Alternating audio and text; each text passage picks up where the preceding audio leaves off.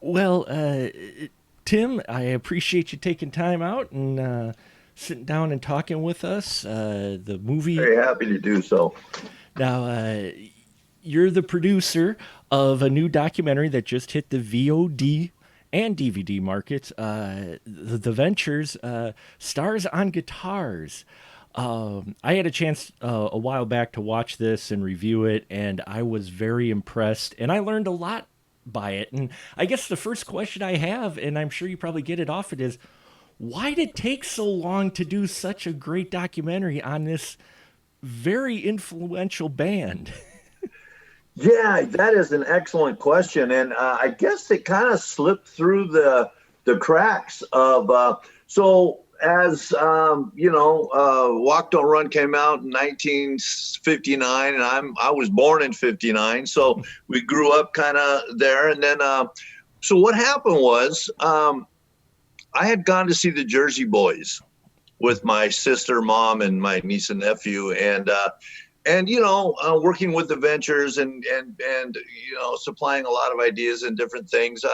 Saw that Jersey Boys that really inspired me. It lit up a light bulb that said, "Hey, man, this could be great for the ventures as an instrumental, 60-year career journey of the instrumental music of the Ventures." And they had been doing one on ABBA and Queen and Jimi Hendrix. So, anyways, I went to my dad, talked to him about it, and then we went to their entertainment attorney and manager, and they loved the idea and took it to a guy that was Paradise Artist, who was the booking agent for them, and he loved the idea and moved forward with it. But about 2 years later, just kind of never came to fruition, and so we decided to do the next best thing would be a documentary story. And then come to find out that people in the past, there had been companies that wanted to do documentary stories on the ventures, but it just never somehow happened. So I think, sometimes things are meant to be. And so uh, we originally hired a company to come out from California and do the documentary. And one thing led to another. It kind of got started, but then he went through some personal issues and he had to back out. And then we tried another company uh, that we worked with for a while, and that didn't quite work out. So at that point, I was talking to my dad and my sister Stacy, who has been a filmmaker and a book writer. She's very, very talented. I said, "Dad, why don't we just have Stacy and us do it? That would make sense. You never think of your kids. You always think somebody else should do it." Anyway, so I talked to him. He said, "Yeah, let's do that." So I talked to Stacy, and of course, she was right on that.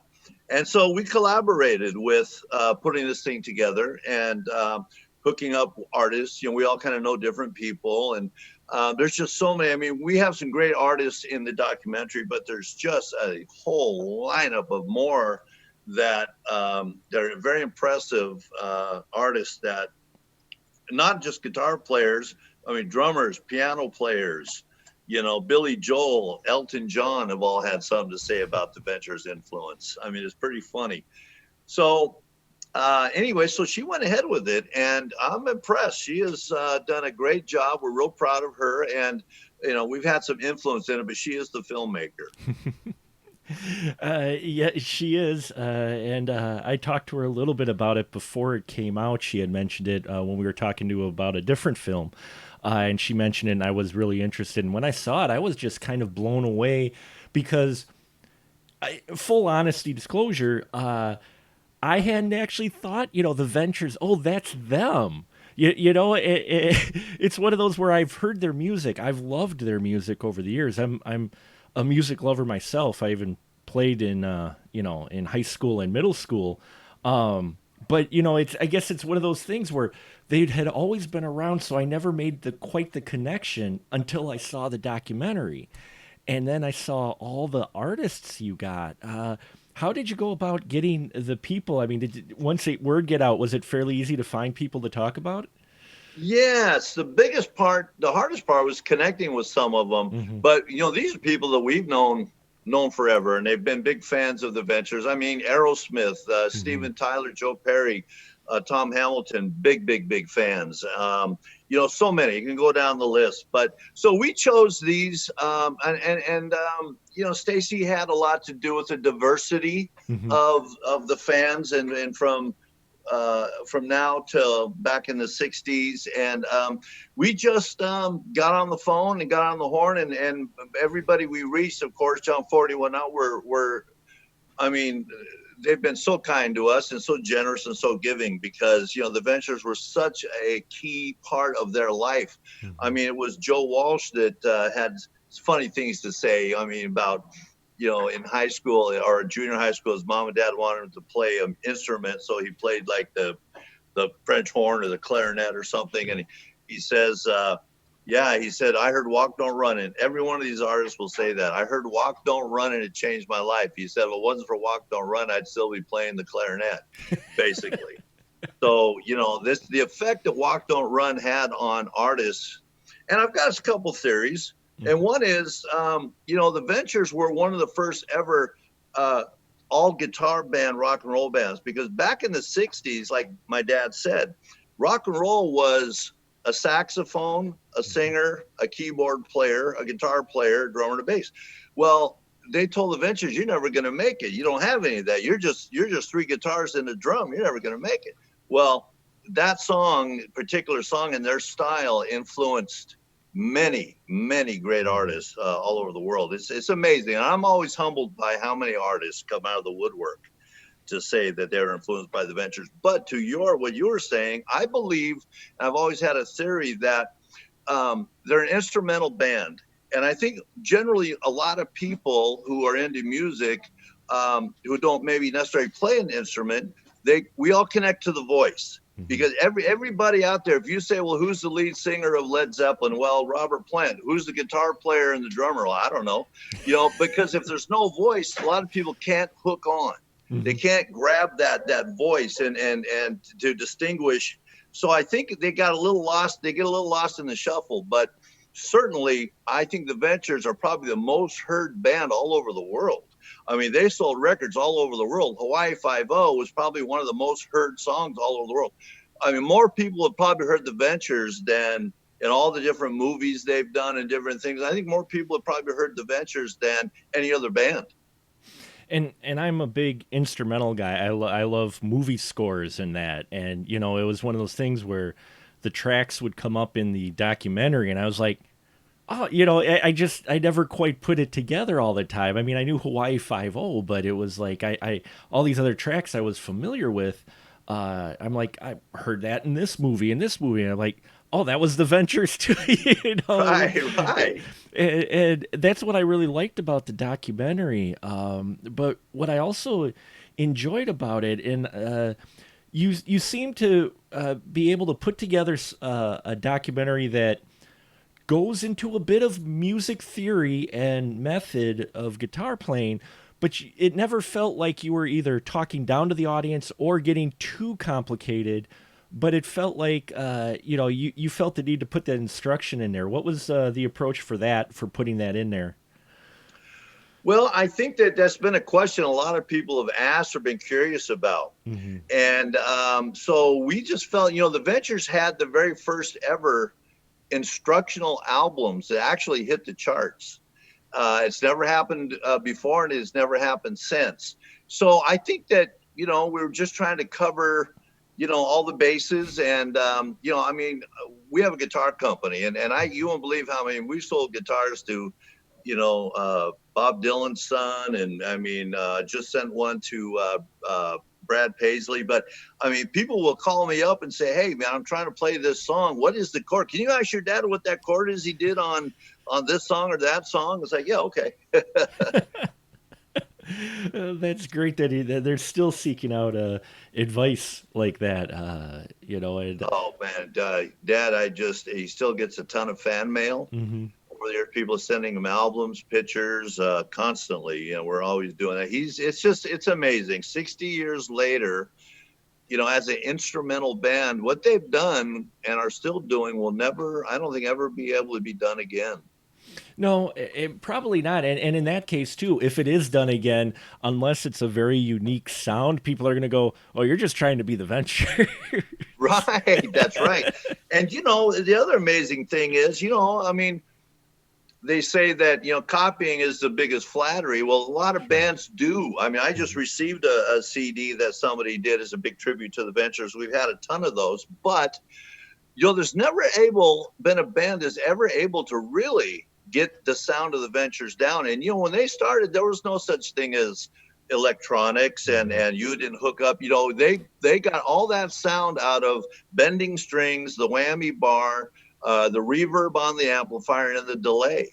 And those sounds had to be, a lot of those sounds there have to be replicated by electronics now. Mhm. A lot of people can't just do that.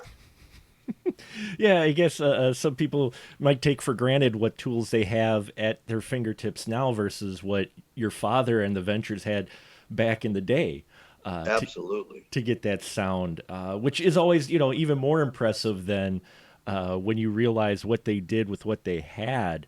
When you're doing the documentary, were there any like surprise artists like that you're just like, oh, that person, in particular that maybe came forward that wanted to maybe, that agreed to be on it or approached you at all? Yeah, like some of the stories Dad had was, that he's at the Rock and Roll Hall of Fame, and they're in the rehearsal room, and they're hanging out with all the artists. And Billy Joel walks up to Dad and he says, Don, "Walk Don't Run" was one of the first songs I ever learned on the piano. And of course, Eddie Van Halen, who just passed away, bless his Right. soul, uh, heck of a guitar player. He in his book, and it's well known that he had moved to California from the Netherlands, and him and his brother. Uh, Dad was a musician, and he said we got into surf music, and the first song I learned on the guitar was "Walk Don't Run." And so, there's probably a lot more we could have approached. So we are trying to put together a catalog of just artists Mhm. that say that the Ventures were a major influence in my life. There is just a laundry list, and a funny story. I went to see Bob Seger, his sax player. Alto Reed is a very good friend of mine, and Bob had retired for a while, but came back out, and he was happening to be playing in Seattle. So I called Alto. He said, "Yeah, come on, I'll get you in, get you and your dad in." Well, it was the last minute. I couldn't get a hold of Dad, but like the stories like this are funny. He says Joe Walsh was opening for him, so he went and told Joe Walsh, "Hey, my friend Tim Wilson's coming, and he's going to bring his dad, Don Wilson of the Ventures." And Joe said, "Don's going to be here." And Alto said that Joe never let anybody come to his dressing room, and he tells Alto, "As soon as Don Wilson gets here, send him to my dressing room." So I mean, you just never know. I mean, there's so Mhm. many people all over the world that it just comes out of the woodwork. I mean, it's insane. I mean, Elton John wrote something about the Ventures, some of his favorite Christmas music, and the Ventures were cool. And I think the Ventures, just touched so many Mhm. lives all over the world. And one of the impressions I got from the documentary too is that it felt like, I mean, all bands kind of go through tumulus, turmoil and a little bit of choppiness, but it seemed like the Ventures have maintained a fairly steady boat over the years through the documentary. You It, know, that is so true. And I'll tell you, I mean, it can't go on and on. But, anyways, my dad met Bob Bogle. They were 25 years old and didn't play the guitar. Mhm. And my dad was working for his dad and didn't really like working for his dad. And Bob Bogle came on because my dad's dad owned car lots. So my dad was selling cars and working on cars. So Bob Bogle came on the lot and wanted to buy a nice car and had a pocket full of cash. He was about the same age as my dad, which was like 25. And Dad asked Bob what he did for a living, and Bob told him. He said, "Hey, man, do you think you could get me a job? I can give you a deal on this car if you can get me a job where you work." So that happened, and Dad and Bob were working together, and both decided they had a real interest in playing the guitar, and they thought, "Well, listen, let's go buy a couple of guitars, and if we can get good enough, we can play at parties or weddings and make some extra money because they're both married with kids." And so they went out and bought very cheap guitars and practiced every chance they had. Now, a lot of guitar players started when they were 12, 13, 16.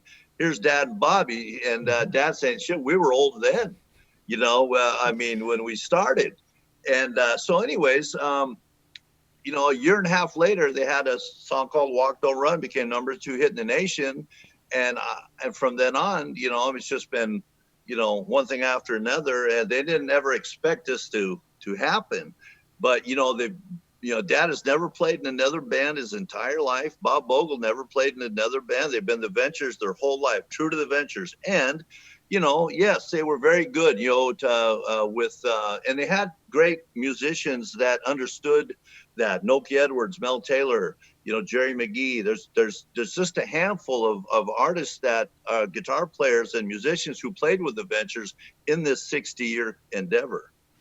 Yeah, which is very impressive for bands because, I mean, you always listen to bands and you hear about how personnel's change over the years, especially, I mean, very few bands I think are still together 60 years later, which is an impressive feat in itself. But those longer bands seem to change a lot of players, but the Ventures seem very consistent. So, I mean, what would you say contributes to that? Is it just a good I relationship think and it might have a understanding? lot to do with, and like I say, they started playing guitar at 25. Mm-hmm. Now, not Noki. Noki started playing when he was 6 years old, and that's why they brought Noki on. They were very impressed with him. But I think it's starting and meeting Noki at 25. I think they were a little more mature at that Mm. time, and I think that they really every artist in that band is a true artist, is a Mm-hmm. true musical artist and genius, really. And what they had was very magical, and I think they knew that. I think they realized we got something really special here that we're doing, and they basically came from humble beginnings, Mm-hmm. to where they became, and I think that meant a lot to them. But they got along famously. I mean, Mm-hmm. they laughed, they had fun together, they hung out. A lot of people say, I mean, I know bands that still tour that they don't even want to see each other. They'll get on stage and they'll do the magic, but after that, they don't want to even see each other. And so yeah, that never happened with the Ventures. Mm-hmm. I don't know what they really had some kind of a magic, charisma. Yeah, I was going to say some music magic for sure. Right, right. Now, what was it like? I have to. What was it like growing up around? I mean, a band like this who was very popular. I'm sure on the road quite a bit. What was that like? Kind of growing up around so much musical talent. Yeah, it was. You might hear this from other kids who grew up in this kind of an environment or family. It's kind of tough. Hmm. Yeah, and especially for me now. As a kid, it was real tough because Dad was on tour a lot. They toured Hmm. all over the world, and I didn't see a whole lot of them. And until later. But I didn't even talk a lot about it just because he was on tour a lot and whatnot. But as I got older and started to really realize, I remember the first time I really heard the Ventures. I was in junior high school, and I was after a wrestling practice, was in the locker room, and Hawaii Five O came on. I think I was like 10 years old or something like that. And it was like, wow, that's my dad, and so, as time went on, we've all, as he slowed down a little bit, because Hmm. they could have toured a lot more in the US, but, at his age, he'd gotten to the point where just Japan meant everything to him. He loved the Japanese people. They adored them. Of course, they outsold the Beatles 2-1, and he got treated just really very well. And so, but it was, even today when I talk to my friends are all still amazed at these different things that are going on with the Ventures and have for years. I mean, from the Rock and Roll Hall, it just never ends. It's one award after another, and then something comes up, and it just goes on and on and on and on. It's like the gift that keeps giving. And when you were younger and that too, was it, did you have friends that are like, oh man, you're just, and wow, this person, or you talk to this person, and for you, that person was hanging around all the time. like a famous artist or whatnot. I mean, how was that? Was it just kind of normal for you? If they showed up at a house, say a guitarist who's really famous, they just show up at the house. Was it just like, Yeah, it was because my sisters and whatnot, we just didn't know any better. We thought this is this must be everybody's dad might be like this. We're not sure. So it became it wasn't until I got older that I really came to really Mhm. understand the amazing life that was bestowed on us compared to what he went through and the things he did and the things he was able to do and see. He's got stories. oh, I bet. With a history that long, I'm sure there are definitely stories for the road. Some you might Right. not even ever hear, right? Exactly. So now you're a musician, and you mentioned guitars as well. You make guitars. Was that kind of the influence of growing up with this? Kind of influenced you in doing that type of work and. Yeah, I took guitar lessons, but Mhm. it's funny, in my family I have a cousin that plays the French horn, and she was in the Seattle Symphony and the Philadelphia Philharmonic. And other than dad, I mean, my dad's mom played a little bit of an instrument called a tipple, and Mm. she'd strum around a little bit, and she kind of wrote a few songs, like she wrote a couple of very first Ventures songs. But dad is kind of in a on an island, but none of us play and played. Mhm. So, but I took lessons. But I don't know if it was because of course my mom and friends and dad's friends always looked at me like, God, you know who your dad is, you got to play the guitar, you got. And I guess I felt somewhat pressured or Mhm. intimidated, or the comp, whatever. So plus I just don't think I had the right brain thing to Mhm. really do that. And so, but the venture started endorsing guitars in 1963, starting with Mosrite guitar, and then went on to endorse Aria and Fender and others. And at one point in time, Dad was just, they were getting endorsements and fees. So I came up with the idea of just starting our own guitar company Mm. and doing it on our own. And, and so we decided to do that. And so that all came about. And if you go to the website, you'll see Aerosmith, you'll see Billy Bob Thornton, you'll see Spencer Davis, who just passed away, and a lot of great artists that allow us to use their image on Mhm. our with our guitars. And they're all big fans of Mosrite and the Ventures. Tim doesn't play guitar, but he's got a voice like nobody's business on doing Elvis stuff. And it's absolutely incredible. You do an Elvis? Oh yeah, I do the karaoke, Ah. but I've actually had standing ovations Yeah, on very some of the good. Elvis stuff that I It's do. outstanding. Yeah.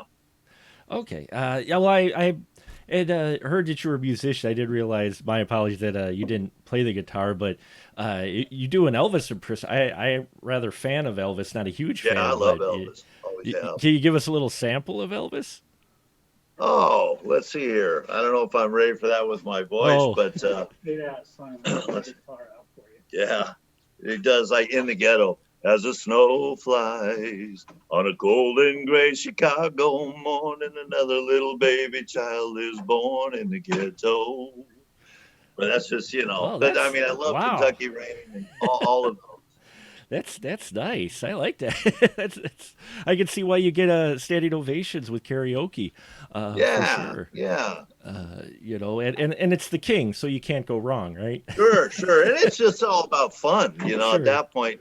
And I think that was what it was with the Ventures, I think, to keep them for so long. I mean, they had a philosophy, and they did what they call venturizing music. Hmm. And that's a term I came up with my dad, about 10 years ago. And, they're known for taking hit songs of the day, because funny story was, when they first started, they had their producer and their manager, and they were kind of early. They hadn't been playing guitar that long, and Hmm. he was talking to Bob Reisdorf and said, "Wow, we what are we going to do to to keep going? We don't want this to end." And he said, "Well, there's a whole lot more sounds in those guitars for you guys to discover, and you got to discover them." So they also came up with this theory that they could take hit songs of the day or songs they knew that could be fun and venturize them, and they kind of made them their own. Hmm. And so that's really, contributed to, their to their success. Yeah. But their philosophy was find songs that were super fun, and that they could really put their name on. I definitely find their music fun. It is great to listen to, and I in all honesty I haven't been to like the coast for surfing or anything, but just listening to the music, some of their music just takes me there. I feel like I'm on the beach. Yes, it does. It conjures up images of surf and sand, that's for sure, and palm trees. Now, did you do any surfing when you were? I didn't. I grew up, in Tacoma, Washington, where the venture started and Sure. originated. And all my family's pretty much still here. Uh, um, Stacy's, her mother, my mother are different. And Hmm. so Stacy grew up in California, and she lived in California her whole life. And my sister with my mom and dad, I have one sister, Jill, and she lives here as Hmm. well. So I love California, and I've been to Hawaii, and I've thought about trying to surf, but just never quite got there. Well, I think a lot of people associated with that, which isn't a bad thing because surfing is looks like a lot of fun. I may try it one day if Yeah, I get. Dad said that the Beach Boys were influenced, of course, by the Ventures. Sure. And Dad did an interview one time when they were asking him, "Well, you guys must surf." And Dad says, "No, no," because but I have seen somebody surf once.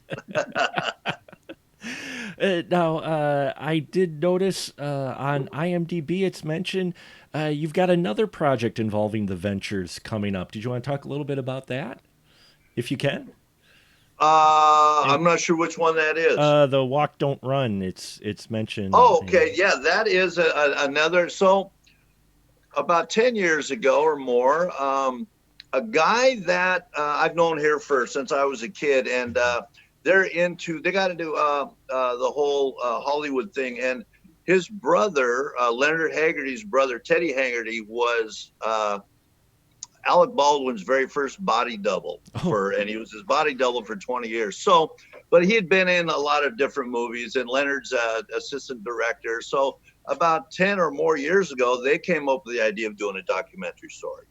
And so they went to Japan and filmed the Ventures, and have been gathering information. They're kind of Northwest historians as well, with the Wailers and the Sonics and the different bands, Little Bill. So anyway, they decided they wanted to do a documentary, and they were gathering information. And so, um, but it's taken them a long time. They kind of, I think, took a hiatus for a while and then picked it back up. So that is one that will be coming out, and it'll be very good and different than Hmm. ours. It's going to have a little more probably uh, retrospective and a little more history on certain things. Hmm. But yeah, that I'm not sure when that'll come out, but Well, definitely looking forward to that. And is there? You mentioned a website. Is there a website people can go to not only to follow your stuff and the guitars? You made mention that you do custom guitars. What is there a website for you? yes. So of course there's the Venture Stars on Guitars Hmm. official website. There's theventures.com, and then there's wilsonguitarventures.com, and that's the guitar website, and that's where you'll see Aerosmith and I mean country artists and Jeff Skunk Baxter and different people that Spencer Davis that you know pictures of different pictures of Noki playing with Slash, and just very interesting, fun stuff to see on there. Ed, if you had one piece of advice to give to an up and coming musician, what would it be, and what would be, besides Walk Don't Run, what would be your recommended venture song for them to maybe listen to? Yeah, that's a good one. I think that, so many drummers were influenced by Wipeout. You hear that a lot. Um, you know, um, Walk Don't Run, of course. Surf Rider, Hmm. song they wrote. That's one that is fun for people. Pipeline. Yeah, Pipeline. So many kids, uh, even now, when I have a lot of friends that have guitar schools, music schools, and they're doing now surf classes where they teach kids surf music and are really, I get a lot of letters from people, and we've sent them guitar picks and different things and things for their students, signed pictures, because it's getting I think surf music is getting, it was a little small genre of music back in the day, but I think it's getting, people are realizing how fun it is Mm. and that it's not easy as it might seem to play, and to really get that down. So a lot of these kids are really into the bench. I'm always surprised when I see a 18-year-old or 16-year-old kid who plays the guitar, and I'll give them a guitar pick that says the Ventures on it, and they go, "Oh, the Ventures! I love the Ventures." Well, I think technology and the computer and history, and being that the Ventures have never gone anywhere and they're still touring 60 years later, a lot of kids are into the Ventures now too. And the Ventures influenced, punk rock, new wave. I mean, so many of those artists mentioned the Ventures. There was something written in a band called Anthrax. Hmm. They wrote something in their liner notes on one of their albums that says people don't realize what an influence Don Wilson and Noki Edwards had on what's known as thrash metal. It's like, wow, really? you know? There was one thing that surprised me in the documentary too, was punk artists and artists you didn't expect to be influenced by the Ventures Right. were influenced by them, and Absolutely. that just And there's a saying that says that if you weren't influenced by the Ventures, you were influenced by somebody who was influenced by the Ventures.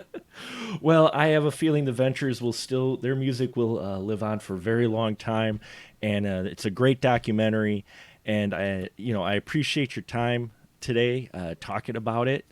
I thank you very much for this, and yeah, I think we'll end it here. But keep rocking for sure, and we'll definitely be looking for the Walk Don't Run documentary to come out as well. So Definitely, Mark. Thank you so much, Mark. fantastic. I appreciate you taking the time with us and taking the time to hear our story. Well, it's been a pleasure. I thank you very much. Yes. Okay, Mark. Thank you. You bet. You have a good day. And I'll pass on to Dad. I'll pass on your thanks to Dad when Yes, I see thank him. you, thank him for me very much. I will. It was great seeing him in the documentary, and yeah, tell him he's got another fan here that really enjoys his music. So, Where are you at, Mark?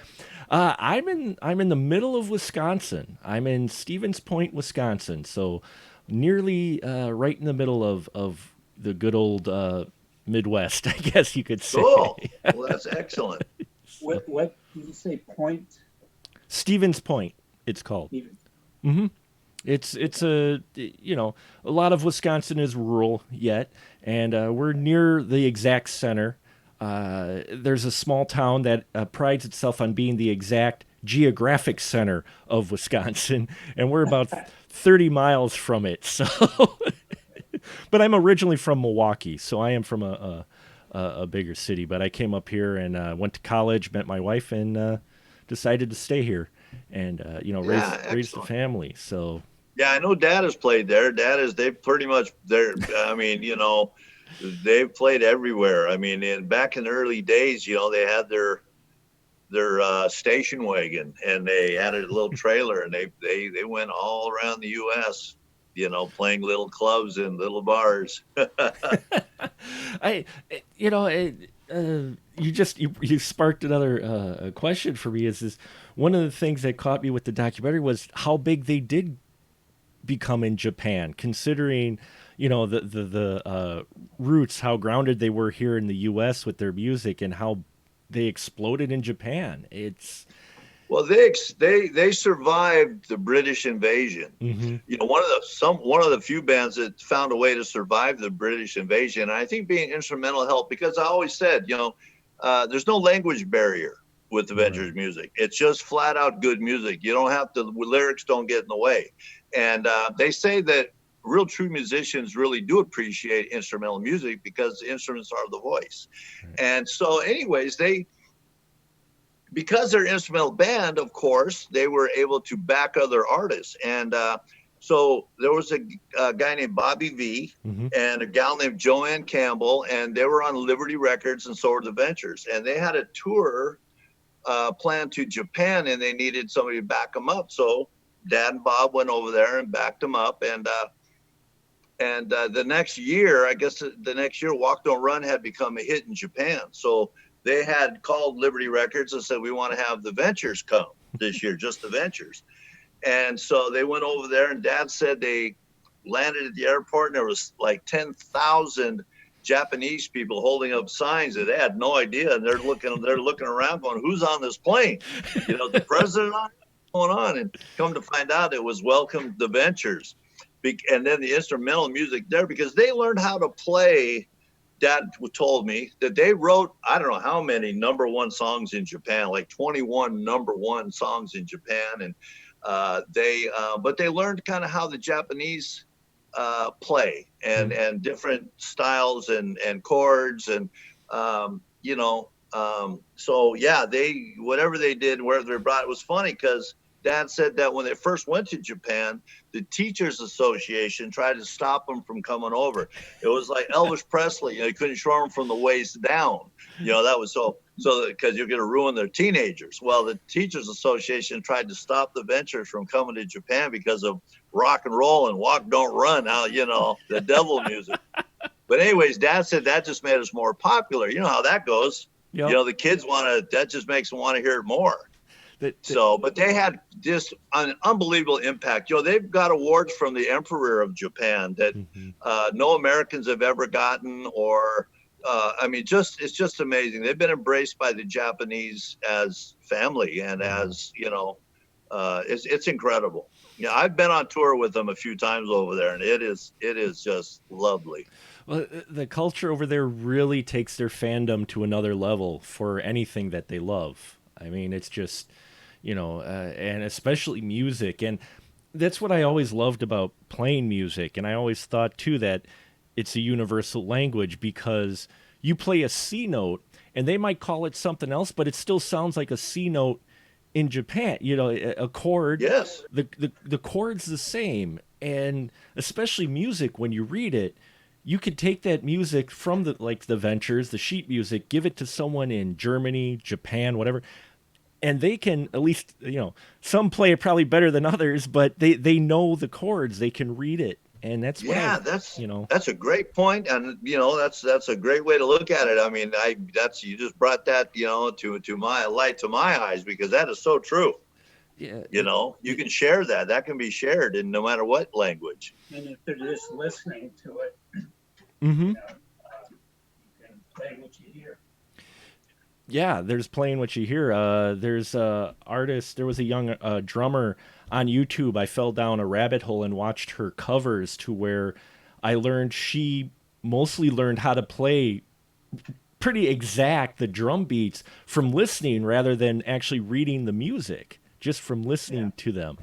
And I've read about guitar players and other musicians. I'm huge into jazz, so the whole idea of listening to your fellow musician to play off of them is really important in some of those stuff, especially when you improv. So that's why I always loved music, is because it is a true universal language. It sounds cliche, but I mean the Ventures are proof of that, I think.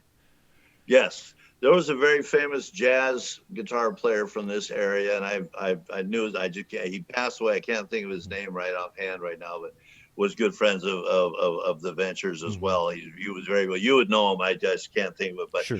anyway, yeah, I've been to Japan, where I've been in a club where some Japanese person is singing, a famous song, American song, and it just sounds perfect. And you go to say, say, hey, that was great, and they don't even speak English. Right.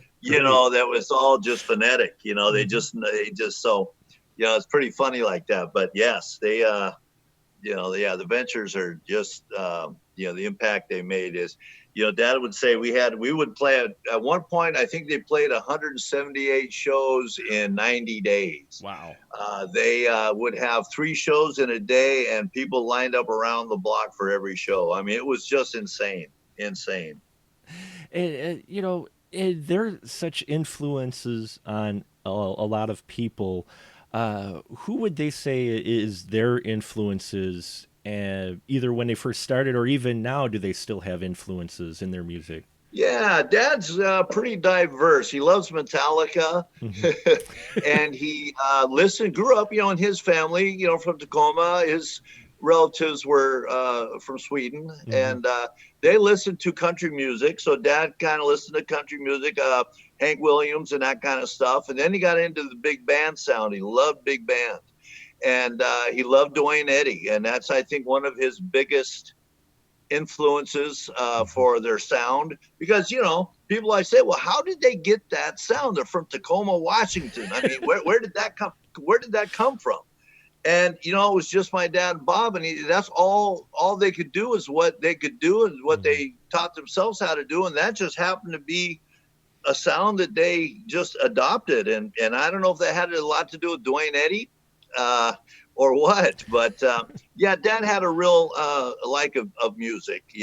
and a lot of different kinds of music, and of course they loved you know uh, just a lot of different artists. But yeah, Hmm. he got into the big band sound, and Chet Atkins, and uh, you know uh, Les Paul, and just quite a variety of artists. And I think that comes through in their music too. When you think about it, that influences, and part of the thing I think that helped them last so long is they seem to adapt and change slightly. I mean, you still can hear it and say that's a Ventures song, but at the same time, they seem to have evolved a little bit easier than, say, some bands over the years. Would you say that they were the Ventures were more adaptive to the years as they went on? I think so, because they survived 60 years, and they made a lot of different changes with the times to update and upgrade. They did a disco album, they did a country album. They did a lot of classical stuff. That Hmm. they were very experimental, and they tried. One thing Dad has always told me too, when him and Bob met, and they bought guitars, and they didn't know at that point, they didn't know No Edwards, or they had never played in a club, and they were just playing together. And Dad said, we switched back and forth on rhythm and lead. And Dad said we had to make up for percussion and the drums. And so he goes, that's what got me to where, people say Don Wilson is one of the best rhythm players ever of all Hmm. time. And that real percussion-y rhythm that he plays is due to the fact that him and Bob just played a rhythm and lead, and to get that full sound, that's what they did. He said we didn't know a drummer and or a bass player when we were playing early on. So they had to just make do with what they had, and Right, right. uh, I mean, that I think that comes through, and maybe that's helped them develop over the years, because by making do, I think that may have also helped them adapt over the years. I think because you could hear it in the music that it is a unique sound, and I will say you hear the cliche in that, but I truly think too that the Ventures probably that sound will not ever be fully replicated. People will cover them, but just not quite maybe there. Though, was there ever a cover of one of the Venture songs that surprised your dad that they thought was really good? Better than what he might have expected. Yeah, there was a band called Low Straight Jackets Hmm. that Dad got a big kick out of, an instrumental band. They wore the Mexican face masks and stuff, and they were real popular. They were super good, and Hmm. they were very good friends of the Ventures. But they were excellent. And then there's been people send Dad demos and stuff. And there's a guy named Byron Tejan who who sent Dad one of his CDs, and Dad was really impressed with one of the songs. Had to call him up and say, Byron, wow, that's better than we played it. So yes, it did happen here and there. And that's great to hear because you do hear, you hear stories about certain musicians when they get big enough to where they don't take the effort or the time, as you just mentioned, where they might call the artist who covered their music and say, "Hey, that was better than us." Would you say that maybe that's also the longevity is how the Ventures have stayed grounded? I would say absolutely yes to Mm-hmm. that. Yes, definitely. That's a good call. They certainly were, and that is really, I think, a strong key to their survival, and they're able to do what they did. Because if it wasn't for that, they would have imploded. There's always going to be, when you got an excellent lead guitar player, and you got there's always somewhat. I think they kept their egos in check. Mm-hmm. I really do. I don't think anybody thought they were better than the other, or there was no arguing about that, or no, they were all impressed with each other, to be honest with you. They all gave each other credit for it. And it really took that, because when you have a 4-piece instrumental band as popular as the Ventures are, each part has to be strong. Right. Each part has to play their part very well, or you're not gonna have what the Ventures have. So I think they really respected each other, Mm-hmm. for what their talents were. And I think they spent so much time together, touring all over the world and here and there. And it was like he said, it was, my relationship with the Ventures was longer than any marriage I ever had. It's like being married, Sure. to somebody for that long, because you're with them all the time, and you got to see them on stage, and you got to, you're going out to dinner, and you're, Yeah, I could kind of relate. I mean, I hang around my coworkers, I think, more than my family a lot of times because yes, you work so much. So right. they do kind of become another like extended family. So Absolutely. Yeah. And you can, like I say, some of the bands that the egos just got in the way, hmm and somebody left thinking that they were going to show them I'm better than you. And then it never happened, hmm So the key is for the Ventures was always sticking together. They knew the importance of them being together was way more important than them not being together. They had just the magical, like you hmm said, the magical music, sound, and touch, and they knew that they recognized that. They did know that, and it's they have a place in history, Oh yeah. for what they've done, and I think they knew they were heading that direction. Although Dad did say one time, they had released, I don't know, maybe 40 albums, and I think Dad was probably in his 30s, and he told me one day he was joking around with Bob. He goes, man, can you imagine if we're still doing this when we're 50? Now he's 80, and he just retired 5 years ago. So pretty funny stuff. That shows what great and power music is, and it's and you're right with the 4-piece because I'm a band geek, and people pick on some people say, oh, that guy just plays the triangle or that guy just hits the bass drum, and I'm like, yeah, he might only have like two or three little notes to play, but if he gets it wrong, you hear it. Absolutely. You're absolutely right on that. you know so with the Ventures, yeah, with the four of them, I imagine they have to have that kind of respect, because if one of the guitars players is off, it's going to come through your music because that's who you have.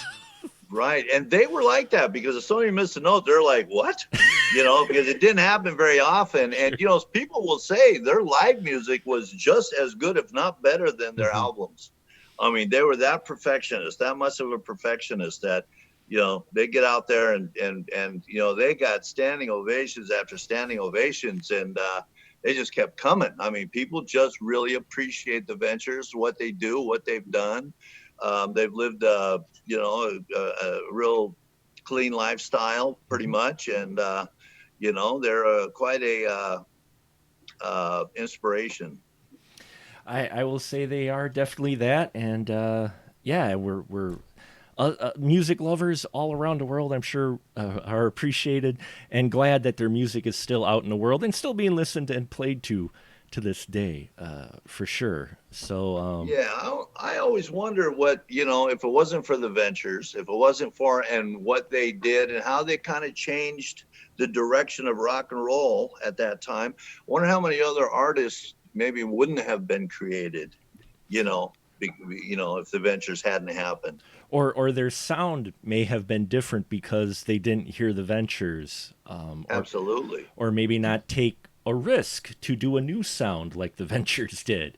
I'm always interested in new sounds. I may not exactly care for all of it, but mad respect for someone making, doing something different, like with jazz. I wasn't.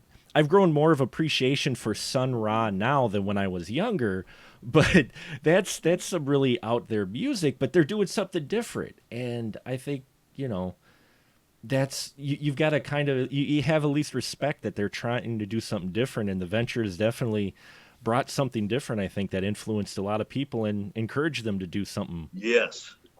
That's the thing about music, it's totally artistic. And, I think we've seen over the years with the different genres and styles and different things, it is an art. Hmm. It's an art. And, the Ventures certainly perfected theirs. And, I mean, they loved what they did. They truly, and they looked forward to it. I mean, Hmm. Dad says, people ask me how many times he thinks he's played Walk Don't Run. He said, "Oh my gosh, thousands and thousands of times," and he loves to do it every time. He never gets tired of it. He said, I never get tired of playing Walk Don't Run."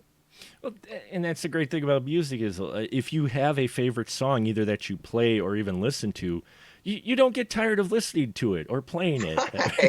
Right. Oh my gosh, absolutely. And then you might, if you're playing it, you might do a variation, but in the end, it's still that song that you love. So, Yes. so. Yes. And the Ventures rarely changed up. Mhm. The thing about going to a Ventures concert, now I've been to some concerts where I've gone to see them, and everybody's entitled to their opinion. Some people like it when they change up the format or they change the song around it, so it's not quite the same every time. And I like to hear the song I hear on the radio or on my albums when I go see. I want to see that performed. I don't mind if they change the arrangement up a little bit, but the Ventures rarely did that. They came out and played what you're used to hearing and the way you wanted to hear it, and it was always exciting. And outside of the Ventures, I'm going to put you on a spot. Outside of the Ventures, who would you say is one of your favorite performing artists or bands besides the Ventures? Yeah, I would have to say, over the years, Led Zeppelin Mm. was probably one of my favorite, and certainly Stacy's favorite growing up. And not too long ago, I was at a CD store thumbing through used CDs, and I saw this uh, CD, and it said big letters "Walk Don't Run," and little letters it said Led Zeppelin. And I thought, and it was like $40. I thought, no, I can't leave without this. So I bought it, and it was a bootleg, and it was from 1971 at the Great Western Forum in Los Angeles. And a guy must have snuck in a tape recorder because back then, Well, yeah. this is, and a microphone. And it says, you can hear the band like when we were kids. You'd go to a concert, and there was no sound check. They'd be warming up on stage, doing the sound check where everybody's out there. And then maybe they'd go off stage and come back on for a minute. But anyways, the announcer says, "I'd like to introduce to you, Jimmy Page, Robert Plant, John Paul Jones, and Mhm. Led Zeppelin," and they go right into Walk Don't Run. And so it's like, but anyways, I've always been a big fan. I always thought Led Zeppelin was great, but I do have, certain bands that I certainly enjoy, but I enjoy a lot of music, Mhm. and I've been able to get backstage quite a bit due to the Ventures. I've been able to get to a lot of backstages, which has been a real pleasure. I bet, especially being a concert goer, a music lover, getting backstage, get to talk to the artists has to be an experience. Yeah, This year, unfortunately, was the first year in 60 years that the Ventures tour was canceled due to COVID-19. 60 continuous years.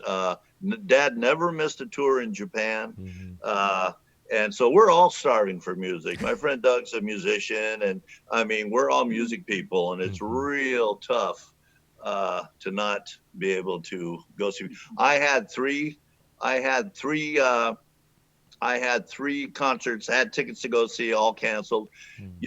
Our documentary story took first place before COVID. Took first place in Hollywood, and it outbeat Street Survivors, which was the Leonard Skinner documentary, and it was touted to be the #1 biggest thing going, and we beat it.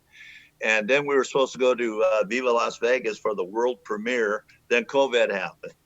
So it's just been one knock on the head after another due to this thing.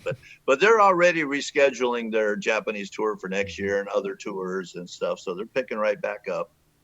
Well, that's great to hear that they're still going to tour, and sounds like there's going to be a light at the end of the tunnel. We just have to be patient, I think. Yes, we do. So with that, yeah, again, thank you very much for this. It was a real pleasure, Mark. It's a pleasure, learning experience. Great to talk to you.